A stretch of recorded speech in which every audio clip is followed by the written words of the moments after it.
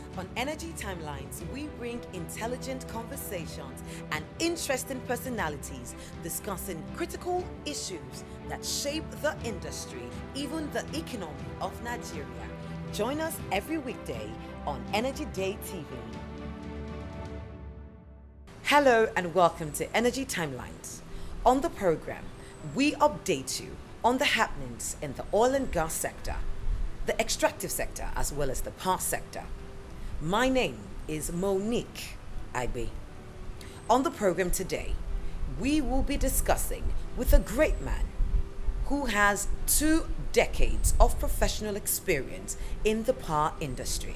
He started his career at the General Electric, where he held different positions between 2000 to 2013. He served as a gas turbines technical advisor and rose to the position of a sales director for GE Energy, covering the Middle East and African regions. Currently, he is the managing director of EKO Electricity Distribution Company, EKEDC. He is engineer ADEOYE FADEYIBI. How would you rate your collection efficiency and efforts to reduce ATC and C losses? So, I think we touched on that earlier. To reduce the technical losses, that's very engineering, is to ensure that we put in all this technology. We've had a SCADA system. We have almost, I would say, 40% of our substations. We have 50 substations, one inactive because of some issues around there. But if you look at it, the idea is to tie in terms of efficiency at all levels from a technology standpoint, from a technical standpoint. Like I said, apart from ensuring monitoring, you also want to ensure that you clean up your network, getting the needed technology in place. That's one. Two, we want to ensure that in terms of collection efficiency, as we meter out, we've also talked about that. We want to ensure that apart from the metering, and apart from making sure that there's enough payment channels, so there's a number of different things we're doing and continue to do. Audits are being done, ensuring that we're actually collecting the revenue that we deserve. So for us, it's a balance of a number of different things, I think, which we've talked about, whether it's from a commercial standpoint, ability to reduce a lot of the losses we're seeing in the field, whether internally or externally, without going into too much detail. Another one will be to also, what we've been doing is, in terms of legalities, we've been working with the legal system to ensure that if we have issues where we see revenue losses from inappropriate activities, what we do is that we push it, we go all the way. We go all the way because it has to, get into the minds of everyone that this is a system here to stay. And we're seeing improvements, but there's always room for improvement. In the angle of assaults, because we've heard of this so many times in different offices, companies, so what measures are you putting in place to eradicate assault on staff? So people that know me, they know that this one is not something I condone at all. What I would say is it's always good to start by appealing to the general public and people and our customers who are the general public. Appealing to their human decency. And when I say human decency, I'm appealing to it's a stressful situation in the country at different times for different people at all times. There are challenges everywhere in the world, not just Nigeria. And what I say is, why I started with appealing to the human decency, is to, while agitated or stressed, because I always tell people sometimes, when you're seeing that violence, sometimes it has nothing to do with even the power. Sometimes the person is just stressed about other things. It's an outburst, violence against a human being that has not personally done anything to you while doing their work. And it might mean that happens to be your brother or your sister because they are fellow Nigerians. When you are appeal to human decency, you're able to separate them from your problem with the company. And that's why I said, after that being said, there is zero tolerance to anyone taking laws into their hands and feeling like they're sending a message to the organization by injuring a fellow human being that just works there. So there are ways, if human decency comes into play, to send a message to the organization. You can verbally say it, you can write to the organization, you can give issues, you can protest people, in a decent way. But we recently had one where the guy was thrown off the ladder. The moment I saw that video, one thing came to my mind. I was going to spare, and the board accepted, and everybody accepted, we're going to spare no expense in making sure that nobody violates our staff in that way. Not acceptable. The person, as I speak to you, the courts I know just rejected the request for bail. The person has been in cell since that happened. And we'll continue to, and we'll still drive that to the end and make it public. So I remember I started with an appeal and then moved to a zero tolerance. It's key for everybody to understand. I'm appealing. I get agitated sometimes, but the moment I get agitated and I do that, the next thing I do is to harm even my colleague, then I've lost it.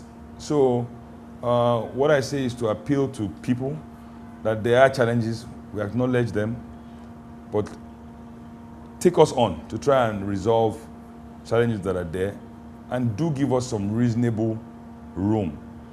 As long as we stay open, like I tell my people, tell people what the problems are. But one thing we should ensure also, and I'm talking to my colleagues here and myself, one of the ways to agitate someone is to see a problem right here and then tell the person that this problem does not exist. You start to agitate the person, because then you are telling that person that either they are blind or they are not okay. It's easier to say the problem is here. It's not as big as you say it is. The problem is this. Then you guys can argue about it, but first acknowledge that there is a problem. And then I find that most people are reasonable enough. If you acknowledge that there's a problem and you give them some timeline, even while they might not accept the timeline, I find that majority of people, and we've been seeing this a lot over the last couple of years, majority of people at the end of the day, once they calm down, they would give you that time to do that, to fix that problem. And I think that's what we're seeing in terms of the success we're seeing and this reduction in molestation cases. And I think a lot of that has been coming from doing that, just being customer-centric and not trying to play games. I'll put it that way. We hear from time to time that EKO discourse tops most of the performance indicators set by the regulators. Now, how does that make you feel? Of course, it's encouraging. I like it. It drives me. It drives the team. Everybody likes winning. So I think, in my opinion, it also helps us gauge. There's something we do here. We always say whenever we see the metrics, anywhere we're not first or second, something is wrong. It's good competitive mindset. It's challenging. It's also challenging and stressful on the board, because it's not like the other discos sometimes are not performance. They're performing too. At what cost? Sometimes I can tell you one thing for sure. Sometimes it hits the bottom line of the company massively, where you would see the board investors, yes, whilst they encourage myself and the team on to continue achieving, I also have to ensure that we keep a keen eye out, so that we ensure that we're not giving the wrong, you want to give encouraging information also to your investors, to ensure that they continue to understand that you're just not trying to be number one or two at all costs without understanding whether can you sustain it or not. So kudos to the team and everybody. I think that competitive spirit pushes us on and allows, and again, it's good feedback. I think for me, the number one feedback is both negative and positive feedback from customers, It gives you a sense of what you are doing well and what you need to improve. And always monitor also the ones you are improving. Once you improve those, then pass that on for sustainability. How do I sustain things that I'm doing well? So it's a continuous cycle, and I think that for me, yes, while topping metrics, I think it's important to sustain it. I think that's the harder work. Well, everybody would like to be number one. They love that number one position. So what are you doing to motivate and reward your staff to maintain that number one position or the number one spot in your industry? In terms of clarity, it's globally understood what you need to do to motivate. So there are a number of different things you can do. Of course, when you talk about benefits in terms of pay, right? So the first thing you want to do is we've done comparative analysis. We've had, I think the likes of, I forget whether it's PwC or, come do a benchmarking to understand how are you positioned well in terms of your benefits grade, your enumeration. So that's first to one side. Second, incentives that are there, either tied to the extra, work you need to do, the weekend, I think they call it inconvenience fees, those are there. In terms of even something as basic as we completed our appraisal process, the board were able to present to both the board committees, and then to board. The board fully sat. I can tell you that the board approved fully our outcome of our appraisal process. So where there were promotions, where there were needs, so things like that, just even approving that and implementing it keeps people engaged, keeps people motivated that the company does understand them. Then there's recognition for going above and beyond. We continue to watch where we have performers that are doing more than usual. I call it above and beyond. We give awards, give plaques, whether it's monetary or even other things or combined. Those things motivate. Even those that, more importantly, does not only motivate the person getting it, motivates the people working on that team to see what the rewards of being a performer are. So we get a lot of benefits from that. And overall, just even speaking and engaging with colleagues, let them understand safety first. There's many, many tools that we use, but I think we're doing a decent job of it. And like I always like to say, there's more room for improvement, but we're definitely doing a decent job of it. It's been said that there's a new round of planned privatization coming, and in EKO disco journey thus far. How would you assess the privatization exercise thus far, at least at this disco level? So I'll start by saying the person that is tasked with assessing the whole privatization process would be somewhere between the regulator, federal government, and the entities that see all discos at the same time. So I was going to say that. So I would speak solely from my opinion. I think it's come with its own, whilst it's come with its own challenges, I would say that I wouldn't use general statements like, after the privatization, the power is worse. It's not true. I think that there's clear improvements. There's clear areas. Now, are the improvements across or to where we wanted them to be today? Definitely not. I would not be taking responsibility in terms of what you provided me to provide my own assessment. What we need to do is take stock. So a number of things have been done from the whole, in terms of things that have been missed on all sides. Or I would say not just missed, but there was also probably not an ability to implement a number of things to book.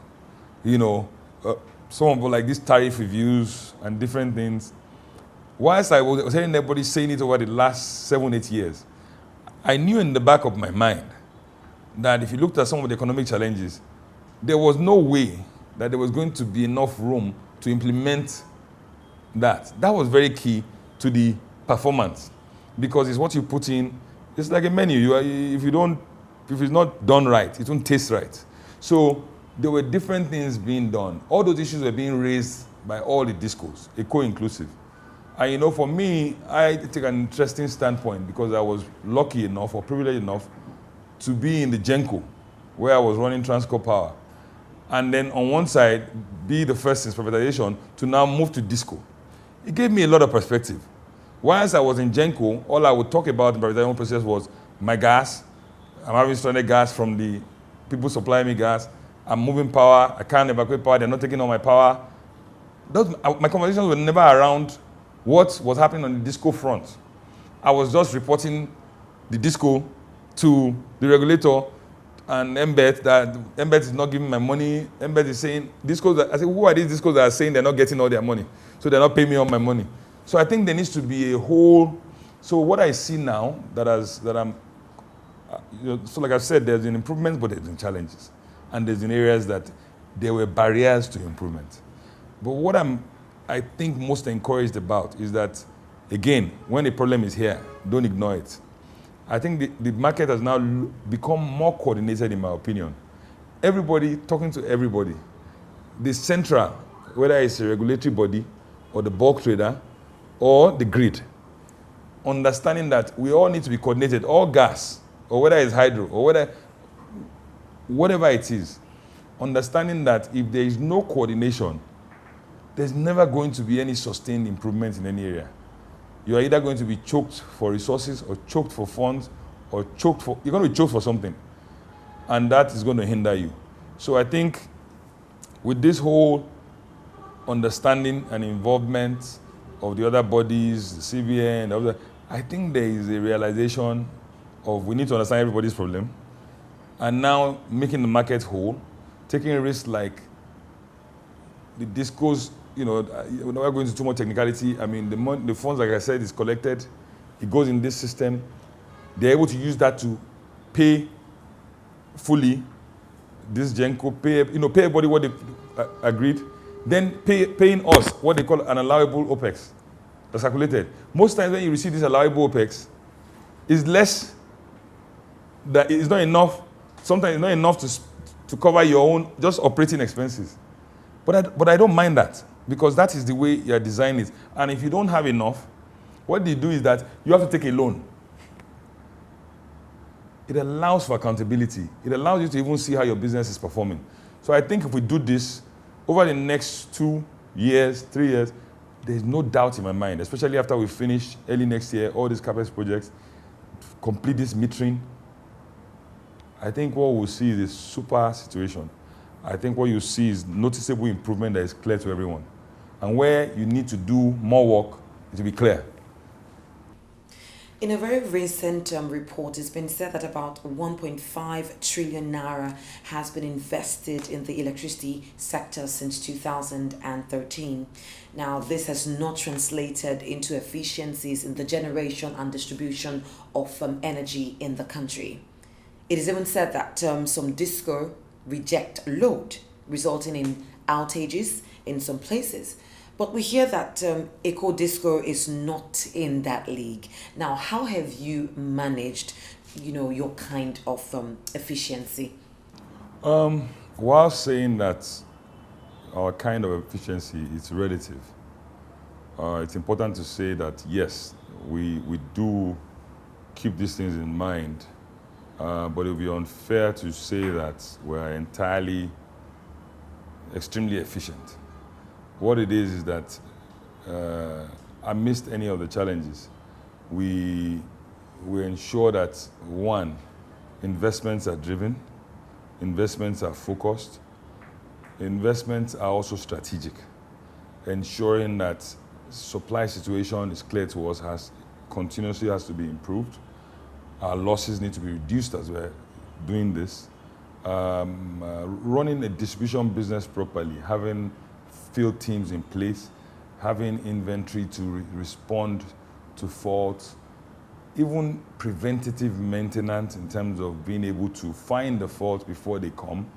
And then, so if you say, so those are things that we've done, yes, to ensure that those investments are leading to efficiency, and therefore we do training of our teams to be able to do the work better. Now, with that said, the next step the next stage for me, that I think if I sit and think today, is that I don't want to be afraid of the next rainy season. Because that is clearly something that you can do. There's a couple of months of rainy season that happens. And even in our areas here, especially even the areas, some areas get more rain than others. It's going to come every year. How do you ensure you become more efficient in that sense, in that time, in that period? How do you move away? That's forward thinking for me. How do you move away from when it starts to rain, you quickly iron your clothes, quickly do anything you want to do that has to do with lights because the light is going to go off? How do you do trace clearing, removing vegetation from around lines so that any small wind blows does not do it? How do you do separators to global standards? How do you make sure your line installations, I mean, if I'm dry, so we physically have our district teams assigned to go out, not just to be walking to where they want to repair a fault. Go out more than 2-3 people in the car, looking, I mean, as you go, look at your installations. Preventive maintenance, look at transformers, look at RMEs, look at different things before they actually do get bad. So it is a culture, one, that has to happen. Two, the public working with us to ensure that when they see or identify these issues, there is a belief that, I beg Nanepa, don't, if you not get time, fix it yourself. But I think those are all things that, unless I want to separate myself from the system, I live here. So let me put it this way. The challenges that people are complaining about are real. They're not crazy, they're real. So how do we change this narrative? That's part of efficiency. How do we also put monitoring to ensure that when we do these things, they don't get vandalized? We see massive situations, and that always worries me. We see whole lengths of cabling in an area where we're complaining that there's no power. Then you see vandalization, complete looting of even the assets that we have. Whilst we'll say this is Nigeria, it's not true. I think that there are ways where people can get so comfortable with or happy with the service, and then they get an awareness both from us and even from the quality of supply, and they get an awareness that we're doing everything to ensure that there won't be excessive trippings and power outages. They will start to also be co-custodians of ensuring security of those assets, because anything that's good around you, you don't want anybody to be seen destroying it. So whilst I'm taking the accolade and I'm saying thank you for noticing that we're doing a lot in terms of being efficient, which we are, I also want to let people know and give more comfort that we're being very critical of ourselves and assessing where we need to fix things. And that's what we need to do. So that's where we are. There are entities or bodies that are to police and guide performance of other discos that they guide, like they police mine to, whether from the regulator to anybody else. So I really don't, I have so much going on that I have to do even within my own disco, that part of my duties is not at all to police or guide other discos. But I do hear things. We all hear things living in Nigeria. Yes, we do collect the load. That's a good thing. We have good coordination with where we get the load from. We are also trying to do embedded generation, as you know, so that we can increase, because sometimes the load is just not enough. So we are moving quickly on this embedded generation so we can have more generation, partner with some. Anyway, we are going through that right now as we speak. But you asked a very key question. Are you collecting all the revenue for the power you're getting? No, we're not. That's why we talk about levels of collection efficiency of 80-something%. You know, today we average probably collection efficiencies in the area of probably 80 to maximum 87, 88. What that really means is you're not collecting money for the energy that has come in. So where you are still sitting, I mean, it takes us a lot of work to even maintain ATC and C levels at 28, 29, to get below 30. And meanwhile, our obligations are to go to areas of like in the teens, 14, 15. So if you picture it, it means that losses. So that's why I say we're keenly watching as we're doing all these things in terms of capex, you know, increasing our OPEX spend, doing different things. We want, you know, we're bringing more people on board, training, buying materials, buying equipment, buying different things. All these things should lead to improved collections. Because you just said it, we're taking in all the energy. We get a pat on the back for that. Good job. You are increasing your losses. Bad business. So I think for us, at the end of the day, what we need to do is, we're doing this, we're committed to doing it. It's like a journey. If you start it, you need to drive to the end to get to what you call a destination. Any other place you stop on the way is not destination, unless you've chosen that that's your new home. But it's a journey. I'm convinced, and I'm convinced even more by the investors, my directors on the board, that and the management and the general team and sense of EKO Disco. You've been here. You can see the energy around everywhere, from customer care to technical, to our communications team, to our technology team, HR. You get it. You can tell the sense of how the company is feeling about the ability to meet the targets ahead. So, God willing, we're going to do some. We'll be the first to do good things in EKO Disco. So I can tell you that much. I think EKO Disco is committed to continuing to be a very customer-centric organization. And I want those out there to understand and partner with us. When you say partnering, it doesn't mean you're going to pat us on the back. The days, we appreciate both the positive and the negative feedback. Keep them coming. We appreciate the heat sometimes. Understand that we're going to continue to respond to it. We're committed to that. Understand that we might not be able to be as you want, if you know what I mean. However, we are going to understand that when there's an issue, we're not going to pretend there's not an issue. And we're going to try to be open. We're going to communicate more with the public. That has worked for us in the last 2-3 years. We went out to do more town halls, went out to do a lot of communication. We're on social media, we're everywhere, and we can do more. We even get feedback from customers that say, when they find something for the first time, they say, wow, we didn't even think to check you here. By the way, do this and this, so that more people like myself can see what you guys are saying. Communicate with us more, send more messages, let's know what's really going on.